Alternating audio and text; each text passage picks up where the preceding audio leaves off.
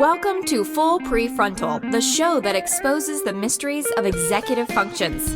This show is a collection of conversations about the role of the prefrontal cortex, which impacts your focus, planning, problem-solving, emotional balance, and independence.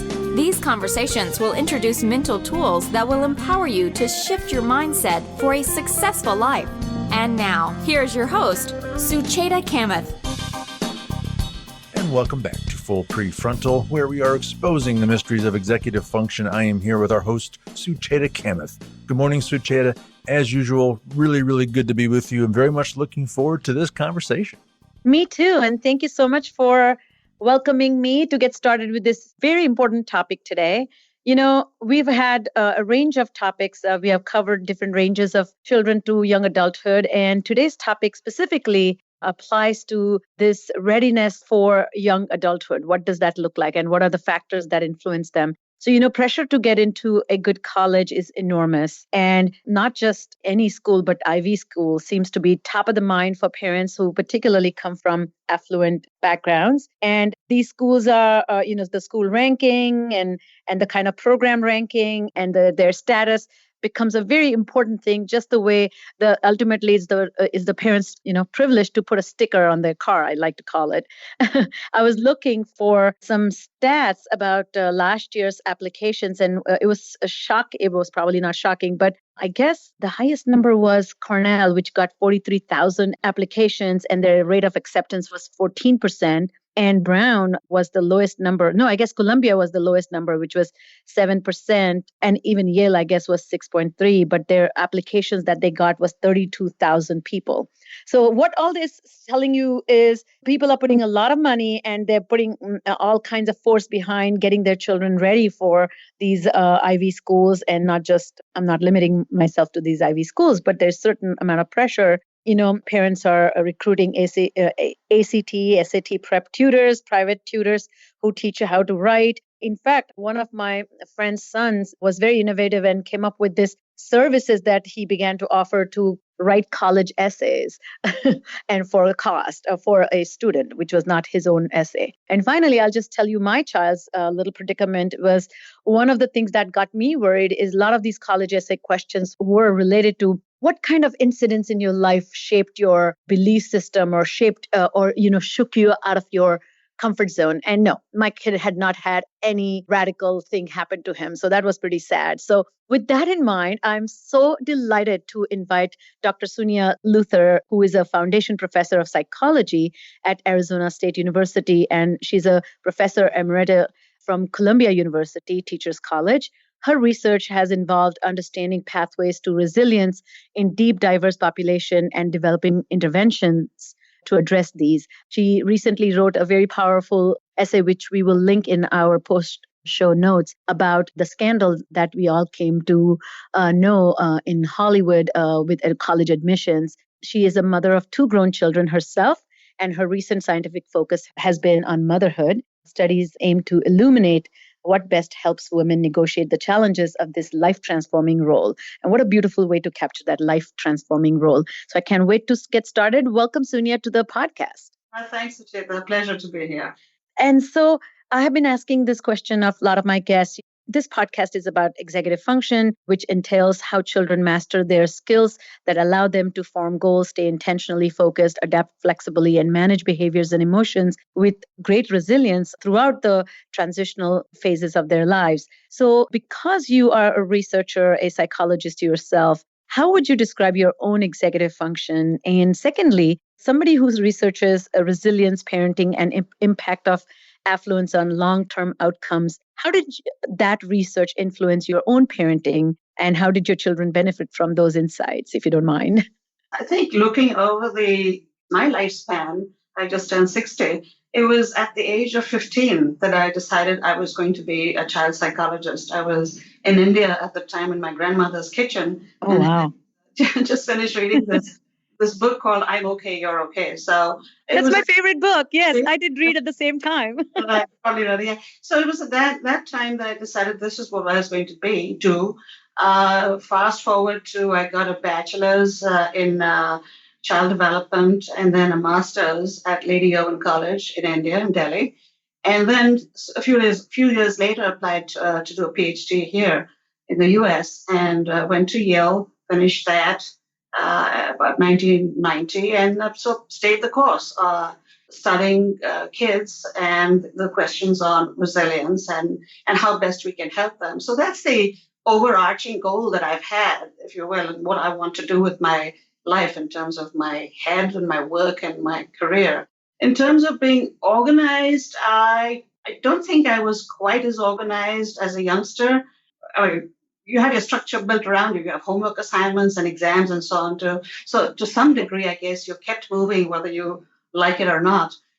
Ever since I was in academia, which was starting in 1990, I think it needs a lot more self motivation, or you have to push yourself to be writing papers and grant applications and so on. There's much more openness in your schedule. So that has did require change in MO about how I did my work. And I think that you fall into a pattern, and that's what I pretty much continued, is working regularly on weekdays and occasionally a little bit on the weekends. But that kind of pattern seems to have worked for me so far. So you became, I mean, what's so fascinating to me, I've been asking these questions of experts, and many of them did not begin to think about their skills, or they can go as far as their own college days. But what's so fascinating about your trajectory is you had a lot of clarity about your personal goal or the big picture. And I think you took advantage of the built-in structure around you, but eventually also managed successfully the openness in schedule with some imposing structure. So fabulous. Now, how did your own research inform your parentings and the way you supported or inoculated them, so to speak, about what we are about to talk about? It's so interesting. The research informed my parenting, and my parenting informed the research. So it's almost like they were going in tandem. I started my research work with focus on adolescence. That was always my favorite developmental period. And by the time my own kids were in adolescence, I was also beginning then to focus on motherhood. And I used to test my questionnaires with them, even when they were in middle school and high school. So That's great. It was a very two-way kind of thing. My parenting influenced the questions I was asking and the way I was studying adolescence. And now, how did my research affect my parenting? I think I have less to say on that front. As a mother, I've tended to go more from my gut. I think we all know some things, as whether you're a researcher or a layperson, some things one shouldn't do as far as possible. Don't be unkind, don't be mean, and don't say hurtful things. And as far as possible, keep fair and consistent limits and have open communication. So I suppose studying child development early on from my college days, these were all things that one just knew were givens as for parents, and they must have seeped in at some level because they were, as I said, they were givens. They were not something to be questioned. Oh, beautiful. Thank you for that. So let's jump in. So your research has a very peculiar origin story. And before I get to that, I wanted to set the stage up for this discussion. Can we talk about this idea of well-being? And even I would make it larger than that with this beautiful concept of human flourishing, which often falls by the wayside. So the two questions I have, could you define well-being for us? And what are some of the threats to well-being for students in general? And then we'll talk about the higher achieving schools later. But can we start with that?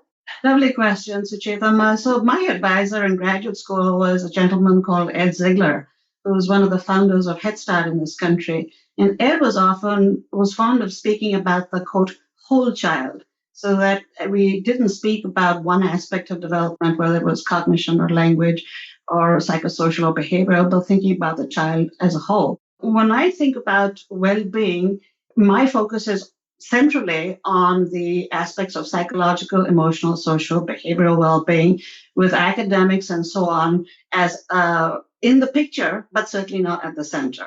I would think of... I love that. Yeah, I mean, well-being is really a person's functioning. Academic grades and so on is aspects of our performance, right? It's not so much necessarily how I'm doing as an individual. There's a huge portion of that, what I put out.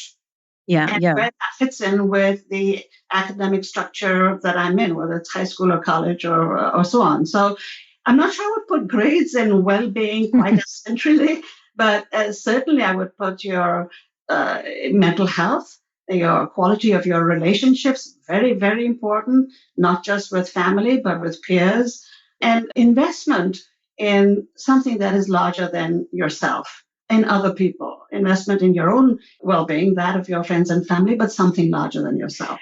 Oh, I love that. And so we just had Bill Damon on our podcast, and with the topic of purpose, something larger than oneself is such a critical. He also emphasized that. So with that, thank you for opening up that larger idea of that it's a human flourishing. So many factors are going into it. So what are the threats to human flourishing? Biggest threat to human flourishing, Sucheta, is exposure to unkindness.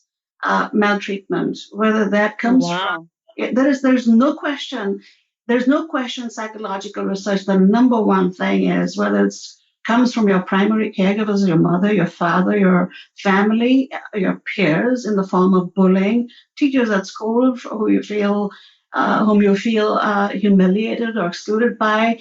And of course, when you get to the community and societal level, just worrying about your physical safety sometimes. So when we think about what do we need to do to foster the well-being of children, the first answer may be somewhat counterintuitive because one wants to think about promoting the positive. But in reality, the first most important thing is to remove this very powerful set of negative influences, which are destructive to the soul and being of the child. Oh my God, we can talk for hours about this. And as soon as you are describing this, I hope our listeners are taking notes, because I think the social media, one of the things that it has done is it has opened the floodgates to exposure to unkindness. We are much better modulated or regulated in face-to-face interactions, and we let that faucet go when we are in social media. So yes, children are getting exposed to that far sooner. So with that now, can we talk about the research where you started? You have a beginning origin story. Would you share with our listeners about that? How did you come to discover the nature of social emotional adjustment in affluent children who came from affluence? Right. So my dissertation work with Ed, when I was at Yale, was focused on inner city kids and poverty. So as I mentioned, I've been interested in this notion of resilience, which is basically doing well in spite of exposure to adversity. I've been interested in this topic for a long time. So my dissertation was on kids in harsh conditions of poverty, high school kids, and how some of them managed to do well on multiple fronts. And I continued this line of research working with the same general population for several years. And then at one point, I had an undergrad sitting in my office with me, and we were discussing some patterns we'd seen in our most recent data. And I said, I wonder if this is an inner city phenomenon or an adolescent phenomenon that we're seeing. And he said, well, maybe I can help get into a school that's not an inner city school. So we did. And we assessed those kids and found, much to my surprise at the time, that the relatively affluent suburban kids actually were doing more poorly than their inner city counterparts on multiple fronts, especially drug and alcohol use, but also serious levels of depressive symptoms and to some degree anxiety symptoms. So I wish I could say, well, this was an epiphany I had and I realized this was important and went about pursuing it. It happened quite fortuitously. It was quite by accident that I discovered this. Thank God you did, because I think it flipped the issue on its head. Mm-hmm. I don't think anybody was expecting it, or you yourself were not expecting it, right? No, I was not. And in the early years of our research with this population, so I did our first study, and then word sort of got around. I was on the faculty at the Yale Substance Abuse Treatment Unit at the time. Word got around that I worked with adolescents and I knew a little bit about substance use. And people then from communities surrounding where I was at the time in Connecticut started asking me to come and talk with their parent communities about issues of drug and alcohol use among their students, even as young as middle schoolers. And that's where I got started on the pathway with one study after another, eventually to longitudinal studies, multiple schools across the country. So that's basically how the whole pathway developed in this whole line of research. So can we dive deep into these findings? What do they look like? And can we define affluent communities? And what are the markers of the student's ability to adjust or, psychosocial emotional adjustment? And maybe, okay, let's start there first. Let's start there because you're asking a couple of very important questions. And so let's start with the first one. How do I define the population that we're referring to here? In my early years, I used to call the kids privileged and affluent and so on. But a few years ago, we stopped doing that for a couple of reasons. And we started calling them instead students at high achieving schools, even using the acronym HAS, HAS.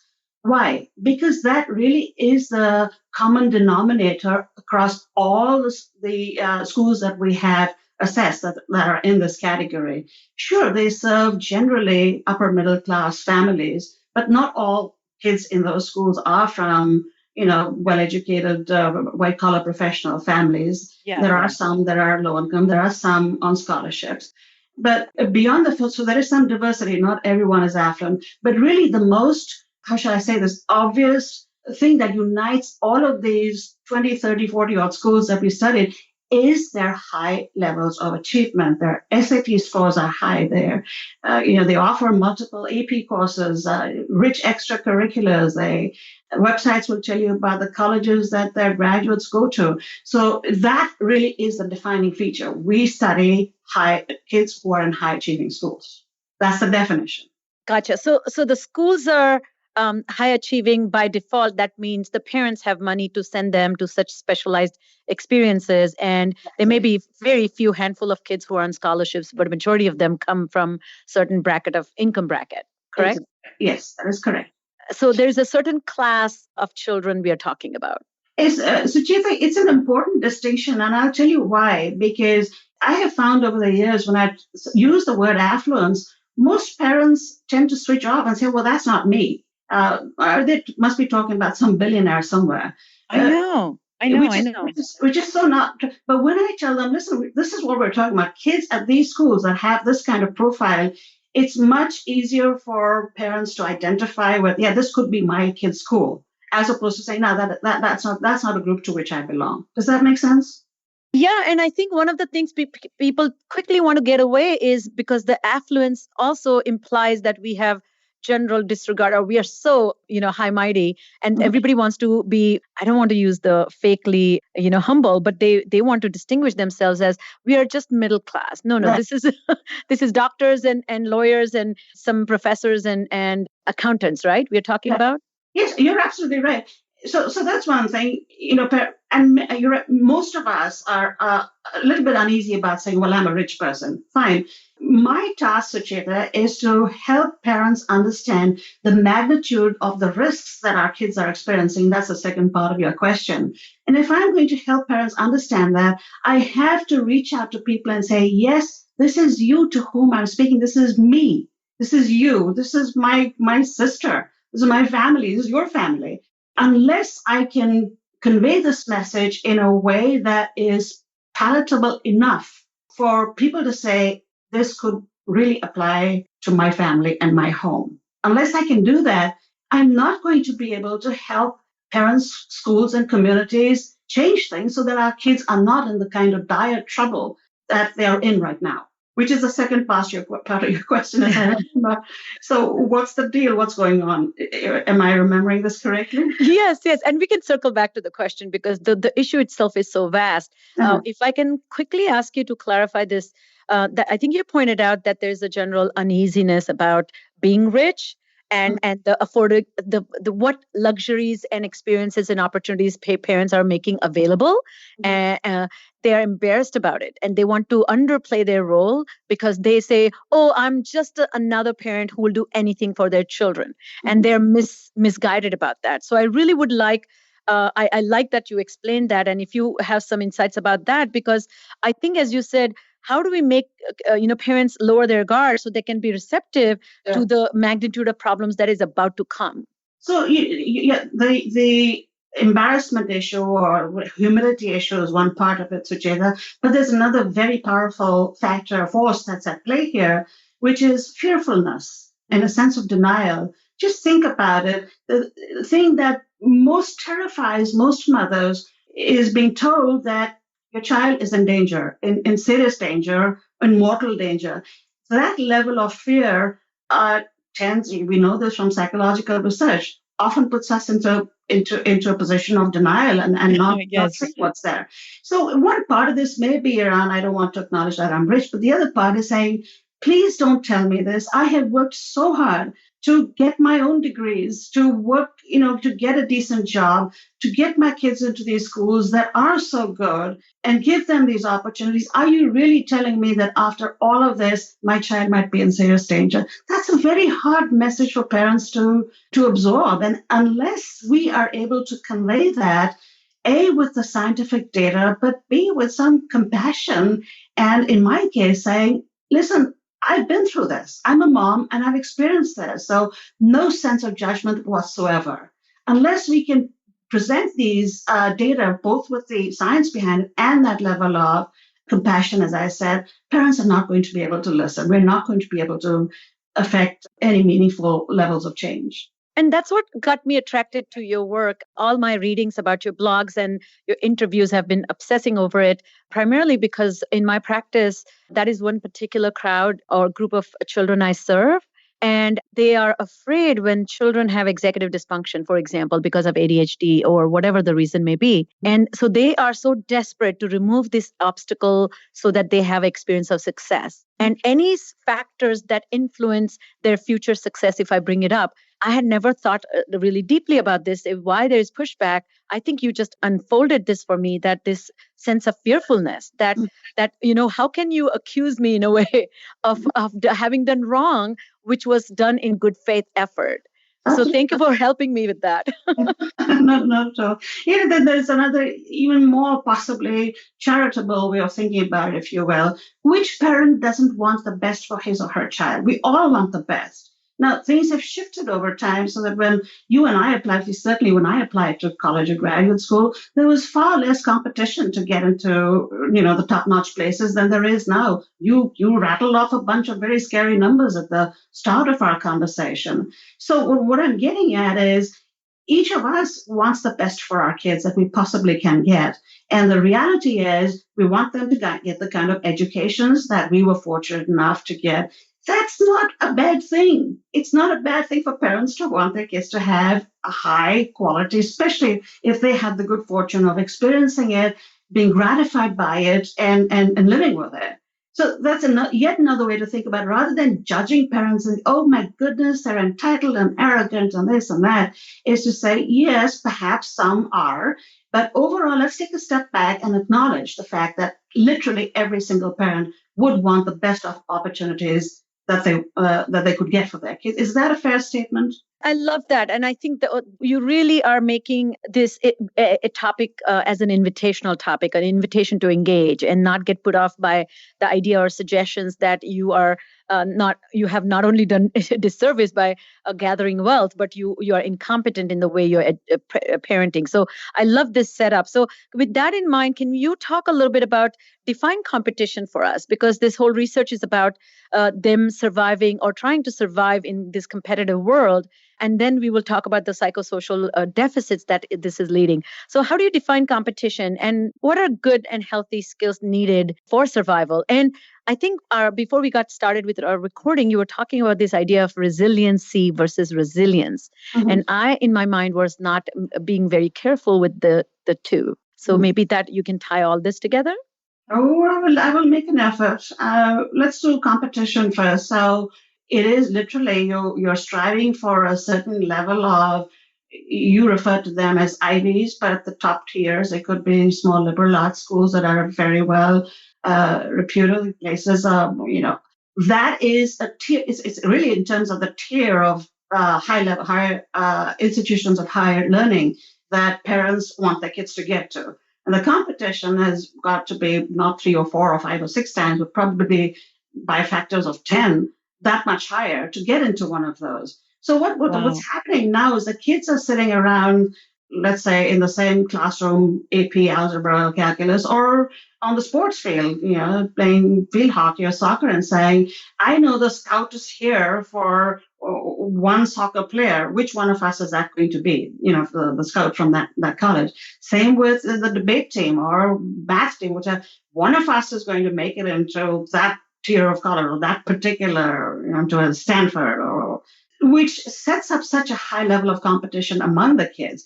And it is a reality. It is that much harder to get into these schools. So what we need to be, I remember telling my own son this when he first was in this process of applying to college. I said, my darling, you will get an education. Don't worry about it. I went to Delhi University. It's not even on the map. If you have a passion for something and you have a basically good high school, school education, you will get there. That is not. By the way, a sidebar here. You are Indian, I'm Indian, and that is probably the most unusual message an Indian parent has given to their child. And I am in your camps, by the way. Yeah, well, thank you for saying that. And my son told me in no uncertain terms, Mom, you're the only person I would ever imagine saying something like that in the community that we lived in at the time. So does that answer your question about competition, Sucheta? Very much so, very much so. But from the research point of view, it is directly related to the tier of the institution of higher learning. Getting into those is what the measure of success was in this context, right? Yeah. So that is the more immediate short term, but of course the longer term is getting into the best careers. So it's getting to the best colleges is seen as a pathway to getting into the most high status, lucrative careers. The bottom line is be at the top levels, the top tier. That's where we want kids to be. And there is a fear, Sucheta, among well-educated parents or college degrees, that if my kid doesn't get to one of those top level of schools, somehow he or she is going to be left behind. And the trouble is that kids are buying into this as this level of fear in these high achieving schools, where the ethos is generally to strive for, the best, as you see in Sweater Day, or they hang the banners of the schools where the graduates head to. So that becomes the overall ambition, if you will, of the whole institution. Does that make sense? Absolutely. And what's so interesting about this is that the message is coming from parents exclusively. No. Correct? No. So where is the message coming from? Yeah, so people ask me, Professor Luthar, where does this pressure come from? And I ask them back, where does this pressure not come from? Right? So, of course, parents are one factor. Then you look at teachers, and how early are you told in middle school, first year of freshman year, this is the course that your child is going to be taking. I would recommend X and Y APs and X and Y honors courses. So teachers administrators want their students to shine and have the best marks and publish in the newspaper. This is our standardized test scores and so on. By the way, real estate prices vary with standardized test scores of the local public schools. So now we have parents, we have teachers, we have administrators. I mentioned sports coaches earlier. We have the real estate market that's also dependent on the test scores. You have the university system that buys into a certain kind of resume. So you tell me, where is it not coming from? Wow, these kids are poor babies. They are just drowning in these pressures that are coming from all places. Yes. And so I think what's another lovely connection that you just made for our listeners is that it is really much longer trajectory. This competition is ultimately landing in a high status jobs, which will become ultimate symbolic representation of your success. But with that success comes power, that comes freedom. And that's what this pursuit is all about. And there's such a fallacy built in there that it may bring power and may bring status and may bring a lot of money, but do not assume that will bring you freedom and equanimity of spirit. Because think about it, the higher the status of job, the more you're tied to it. People don't give you a lot of money to waltz in and out of your office, when you feel like it. So these high status jobs that pay you very well also demand a great deal of you from your personal life. There are always trade-offs. So I think what we are not focusing quite enough of is what are the trade-offs, even whether it's being at a high achieving school or in top tier college or job. As we're talking about trade-offs, there's a recent paper that I have to mention to you. It's a longitudinal study comparing kids who were in high achieving schools with those in sort of middle achieving schools, and actually found that 50 years or decades later, the ones who were in high achieving schools actually were doing less well. They're doing more poorly than those who were in high schools that were not quite as high achieving overall. And the authors suggested why. Because of the constant social comparisons, for one thing. Oh, wow. Who's ahead, who's behind? Think of us like survival of the fittest. Who's getting ahead, who's getting left behind? That is such an unhealthy way for adolescents or children to be living. Yeah, and the research in contemplative studies talks a lot about this social comparison having incredible impact on general state of happiness and this state of equanimity you were talking about. That so eludes those who are in the grasps of this sense of competition, right? Yeah, Suchita, you use the phrase "these poor babies," and I have to be candid with you. In the last couple of talks I've done, I talked to parent communities all over the country, to schools, and I have found myself making this analogy in a very heartfelt way that I think of our kids today as almost like having lives of those in the pre-industrial era. They don't have a childhood. They work constantly. We used to think about even something like in a second grade, they're playing for a travel team. The whole town shows up to see and say, oh my goodness, he had a bad day today or she was off her game today. They're being evaluated and scrutinized and doing regular practices and so on, where you and I played cricket with the kids in the neighborhood and we squabbled and you're out, no, I'm not. And we came back the next day and did the same thing again. These children are working and performing right from the get-go. By the time they're in middle and high school, to my mind, it is just unfathomable the amount of work that we're making these kids do. Oh, oh my God, my heart just aches as you are describing this. There's two thoughts come to me, which are distant spots in this whole galaxy that you're creating, how issues are interconnected. Jennifer History has written a book, It's All Joy, No Fun. Mm-hmm. You're familiar with her work, Yes. right? Yeah. And so I thought the transformation in the way suburban lives have become, that families have become isolated and majority of mothers are spending times in their cars driving children from one event or activity to another, and they're eating in their cars. The only interaction they have is with their mothers, which may or may not be healthy, as you know. And then the second thought comes to my mind is Dr. Stuart Brown's work with play, and how play is a single marker of helping you develop the entire adaptive abilities. And children growing up in these highly competitive, highly performance-centric lives are not getting to play. That unstructured, sort of at surface looking like purposeless activity that we used to call play is absent. Yeah. And by the way, Suchita, as you mentioned, moms, us, there is also now recent research that has shown that college-educated mothers are the most stretched thin. So that over time, when you see the sheer number of hours that are devoted to child-related activities, the increases have been much greater for college-educated moms as compared to college-educated dads or less well-educated moms or dads. So there is some truth. It's not just that we're schlepping our kids around, which we are, to multiple performances and practices and so on. But a colleague of mine, Lucia, and we wrote this paper on invisible labor of motherhood, and basically have documented just the sheer number of things that contemporary mothers, suburban or living in cities, but in basically college educated onwards, or aspiring at high aspirations for their kids, high number of chores, responsibilities that are in our heads that we are trying to coordinate. So it's not just the sheer hours of doing things, but the mental exhaustion of keeping track of, multitasking about not just the dances and the performance and the sports, but overall psychological health and how's the teacher doing with X child. And do you see where I'm going with this?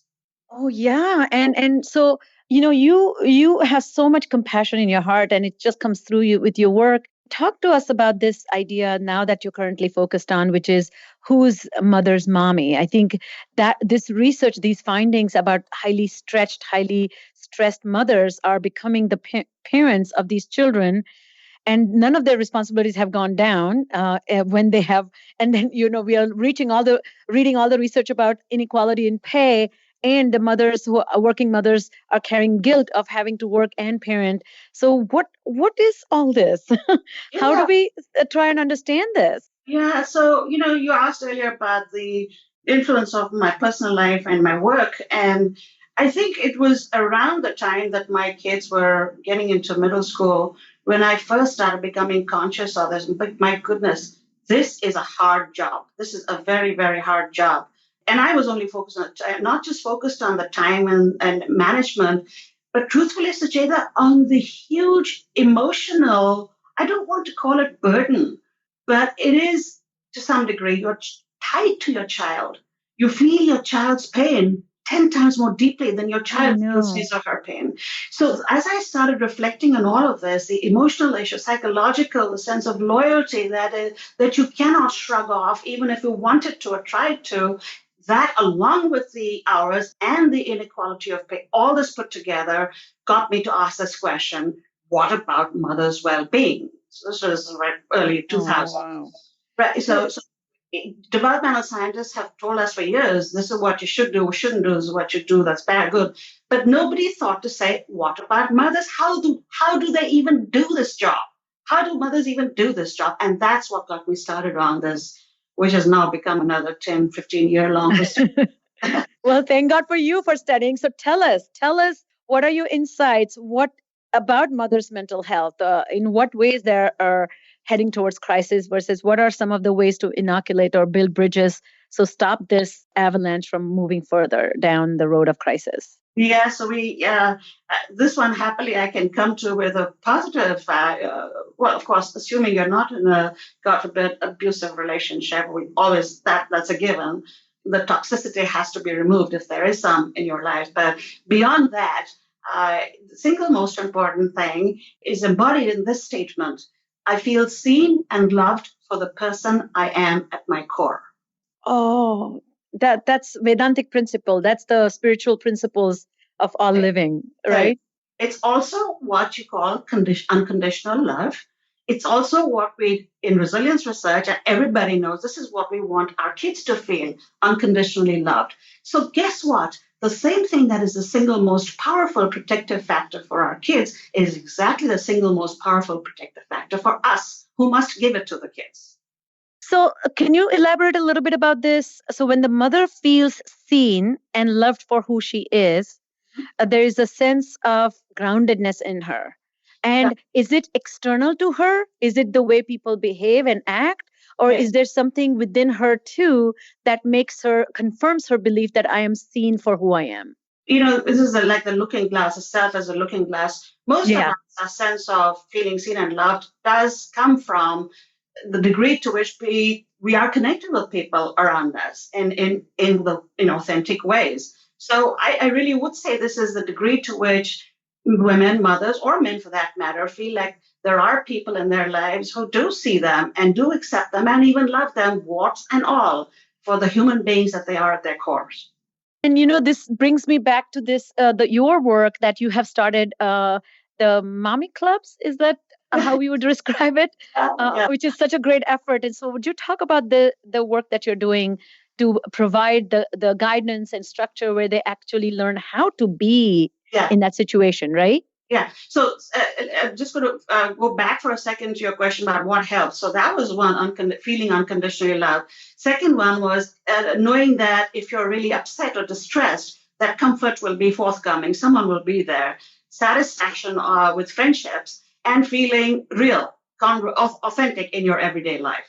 So hanging on to these four general, what I call the big four attributes, what we developed basically was this thing called authentic connections groups, and they're essentially groups where women who have similar lives. So we started, for example, with a group of healthcare providers at the Mayo Clinic, physicians, PAs, and nurse practitioners, all in the hospital setting on the premises. Once a week, they met for 3 months around and spoke about issues that were real issues that are not sort of shooting the breeze, not intellectual things like, obstacles to reaching out or connecting, or feelings of shame or appreciating each other, real things around relationships. So essentially what happens is you make those connections happen in the room right there. And through the three-month period, also help the women develop what we call in the program your go-to committees outside of the groups as well. These are people to whom you reach out that you would normally not have, quote, had the time to do or made the time to do. Now you're accountable to the group because every week you have to ask, so what did you do with your go-tos this week? And what this whole process does is then set up this tapestry. And some of the women even call it like this blanket of love, not just within the group, but the moms have it now in their own everyday lives so that the group itself can be there, but they have their own connections outside as well. Some of our groups, Sujeta, have, after the 3-month period, a year later, they're talking to each other on Skype. So we move from the in-person format to doing groups virtually, which makes it a lot easier for busy professional moms or stay-at-home moms to attend. And the virtual groups that now we did 5 of them. We just publishing a paper on that. So these groups are continuing well after the 3-month period is over. And that is my goal, Sucheta. When they say it takes a village, it's not just it takes a village to raise a child. It takes a village to support the mother. Oh, wow. Yeah. As you explain these ideas, first of all, I'm just realizing that these things used to be organic part of culture, 100 years ago, or even to me, even if you're bickering with your family and loved ones, that is a sense of connection through which you can sort emotions out and find a solution. And all that is missed out for single families where the interactions and you don't even talk to neighbors because you're busy taking your children to ballet. Recently, an interesting thing happened to me in May where friends of mine, my kids are in college now, so they're older, but I love kids, and so friends of mine from Houston, they're twins and their daughter, they had all come to Atlanta, so I decided to have a little cookie making party for them, and so I had these bunch of kids, and it was kind of a little shocking to me the way the parents and children were, or the children were having issues but not getting the guidance, and parents were talking to me. They're very good friends of mine too. Is there any better way to interact? And so I started a parenting class for my friends' children and their friends. So I'm doing a class where we are doing a get together for the kids. They range from 8 to 13, and then the parents, and including dads, so which I'm going to come to talk to you about. And so we meet twice a month, and I'm guiding them these ideas about how to really define your parenting and who you are as a person, and where are you finding, what is nurturing you, and what kind of nurturing are you bringing into your parenting, not parenting, because these people are really good with laws and structure and rules, but this compassionate bonding or seeing their children with the eyes of innocence, that requires a lot of help. Yeah, so I think what you're doing is marvelous, and it's wonderful that you're bringing both the emotional, psychological, and the everyday practical to-do aspects of parenting together. But in authentic connections, our focus is really a bit different. We really are taking care of the moms for their own sakes. Wow. Yeah. Okay. I see that. Yeah. I care about you not just because you're Emily's mom or so-and-so's, I care about you because you are a mother and you do very hard work and you need to be loved. You need to be cared for in the best ways that you care for your children, in the very best. The best kind of mothering is what we want to give you in authentic connections. Oh, so you are really giving this hug of unconditional love, the embrace that's like you're creating an envelope or this blanket of love that you were talking about earlier. So let's not forget about dads. What's happening with dads in all this conversation about resilience? Are they around, or are they not part of this? Are they not the ones putting the pressure? What's going on? Yeah, so in our original study where we asked moms of, feeling seen and loved, it's often the dads who provide that comfort and, in good marriages. So dads play a huge amount of, have a huge role in the well-being of moms simply by being loving to mothers, in addition to, of course, being a parent directly with the children. So that's one part of it. The difficulty, Sucheta, is that dads do not typically, at least so far, have not typically signed up for groups such as this over a long term. I mean, they may come in for drop-in groups and so on, but try to imagine a male surgeon coming to a group called Authentic Connections. It's just not what men have. He doesn't have time, Suniya. So just remember.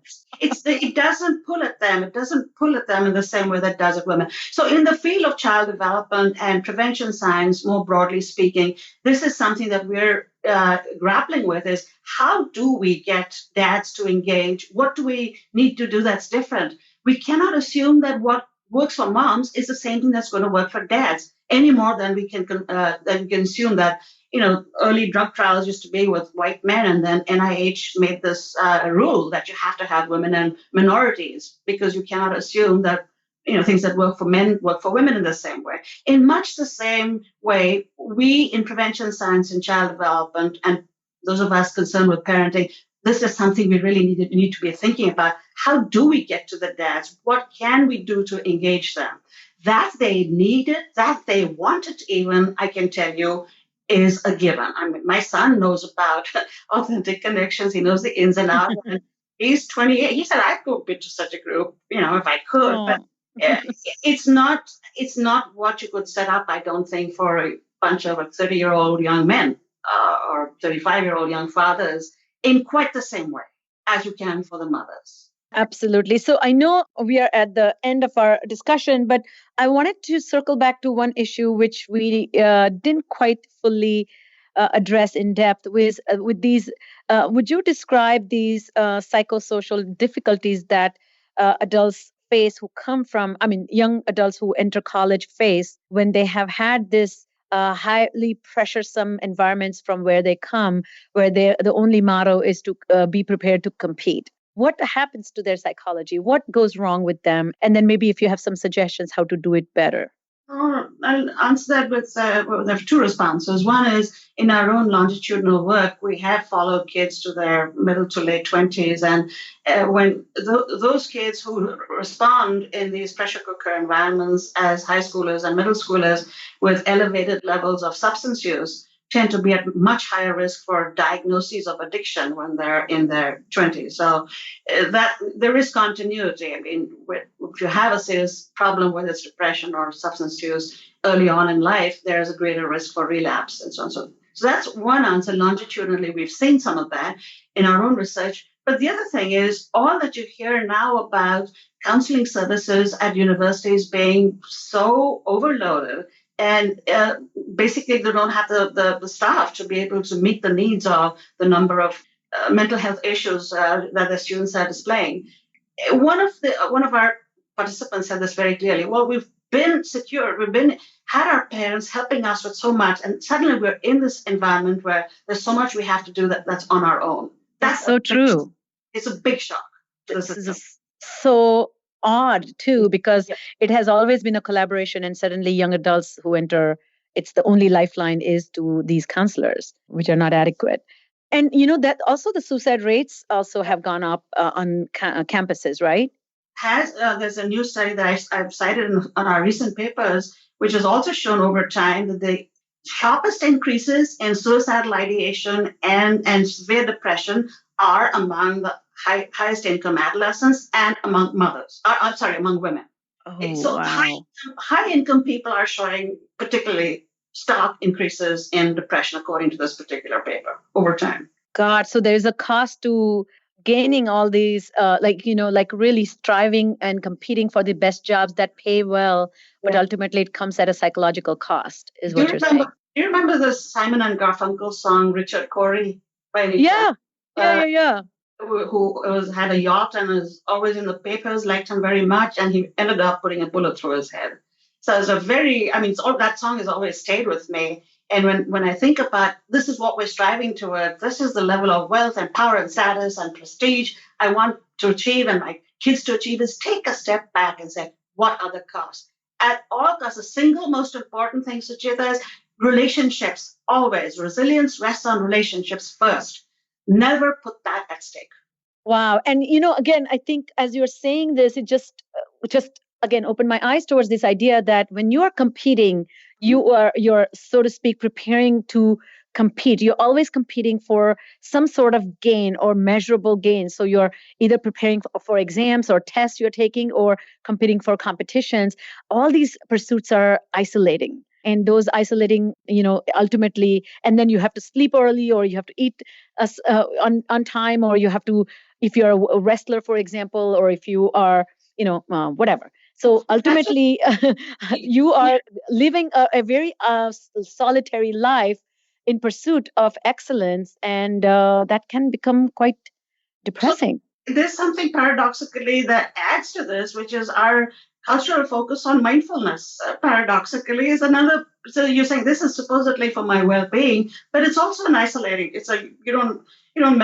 That's the whole point. Is that you're by yourself, right? You're not doing this. That is so true. So even when you think about well-being initiatives and human relations, often in the big companies and so on, or what we tell kids, be mindful, do yoga. Once again, we're playing into something that enhances isolation rather than good, solid, strong, supportive relationships. Wow, fabulous. I mean, I'm so excited to get to hear you and explain these complex matters and give us the message of hope. And also this paradox really struck me because, I think that there's a new movement to bring yoga and meditation into the classrooms. But really, I'm a communication expert. In last 2.5 years, I've been doing a communication training program for people who are homeless. And literally, my communication curriculum for these men who have come out of prison, getting off addiction and drug alcohol recovery, and going back to earning through jobs, is how to teach them to do conflict resolution, how to form bonds using language and communication skills. And what is so interesting, I finish the class and I come back to life, and every person or majority of people do not have the best, most efficient, or most meaningful yielding communication style. They are either aggressive, passive, or they have mixed communication, and all that leads to disgruntled interactions with each other, Yeah. And so that's why people don't know how to be partners, how to form these human relationships well. So that could be that may be something you need to study, their own abilities to engage in communication with intentions. And that's very much part of what Authentic Connections Groups is about, is how to, but it's about fears of intimacy. So conflict resolution is one part, but the other is many of us are a little afraid to show our true selves and connect, because once you're really that close to somebody, you need them, and there's fears of abandonment and all this good stuff. So you're right. There are the issues of conflict, issues of fears, issues of embarrassment, and we address all of these head on. One of the women said, where women get to after their second glass of wine, we get there right away in Authentic Connections Groups. and you're sober, so you're actually going to retain everything you have learned. Exactly. Yep. Well, it has been nothing but pure joy talking with you, and I will link up some of these articles we were talking about. And thank you for coming on the show and sharing your brilliant ideas and thoughts and helping us all become better parents, and at least for me, a better mom. Thank you. Thank you. It's my pleasure to talk with you. All right, that's all the time we have for today. Wow, Sucheta, my hand hurts from all the notes I took. What a great conversation. If you know of someone who might benefit from listening to today's conversation, we would be most grateful if you would kindly forward it to them. So, on behalf of our host, Sucheta Kamath, today's guest, Dr. Suniya Luthar, and all of us at Cerebral Matters, thanks for listening today, and we look forward to seeing you again right here next week on Full Prefrontal. Thank you for listening to Full Prefrontal, exposing the mysteries of executive functions. To contact our host, Sucheta Kamath, and learn more about her work on improving executive functions, visit her website at cerebralmatters.com. That's cerebralmatters.com. Tune in next week for the next informative episode of Full Prefrontal.